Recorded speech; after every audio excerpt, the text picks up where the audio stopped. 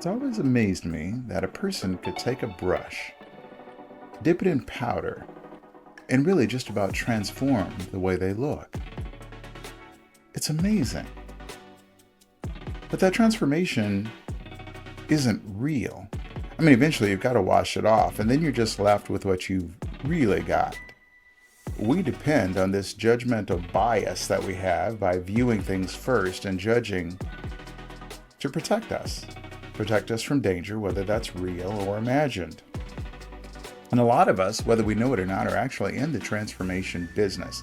No, it doesn't matter whether you're a teacher, a counselor, a therapist, or for that matter, a Christian or a parent. Because people look to you for your guidance and mentoring. In a perfect world, we'll only be judged by our character, or our being, or what it is we're promising to deliver. But when you take on transformation of yourself, you're actually bringing out the best in yourself and others. And the results of your mentorship can sometimes be seen right up front. In my quest to become a more fit version of myself, I know I've often said that if I get a personal trainer to push me towards my physical goals, he or she needs to look like they own the gym. Now, in other words, what I'm saying is that I want to see proof that they take care of themselves physically in a way that I'm trusting them to lead or push me to be. And I should be motivated from the first glance. I don't, however, have this expectation of the person that cuts my lawn or fixes my car. Would your perspective of your doctor change if, when you were leaving his office, you happened to see him sitting beside the dumpster having a smoke break? And yet, I go to my fitness center and I see visibly unhealthy trainers telling people what to do all the time. Our transformation, or the lack thereof, is first often seen, then heard.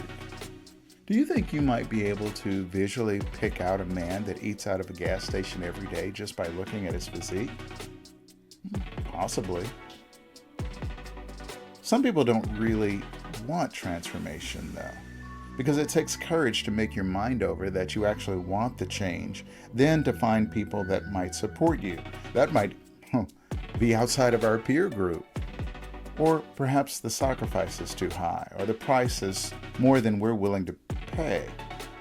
But don't be fooled, because we all know lipstick on a pig when we see it. You see, the lipstick doesn't really hide anything. There's a reason why Superman and Wonder Woman don't look like they weigh 500 pounds. Because there's nothing super or wonderful about that.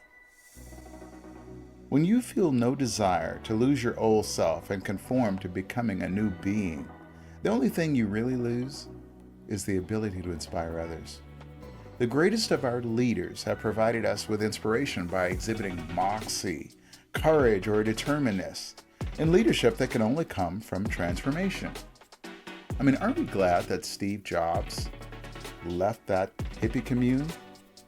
I mean, it had to be a change wearing dress shoes every single day. But what a minute change, or a tiny decision to make amongst many, that led him into some of the greatest partnerships of his life and eventually change the world. Every day, we have to wake up and overcome staggering obstacles, childhood trauma, victimizations, to make something great of our lives. I know my transformation isn't done, and I'm willing to bet neither is yours. But it's our time. It's not enough to rise from the ashes. You've got to step out of the coals.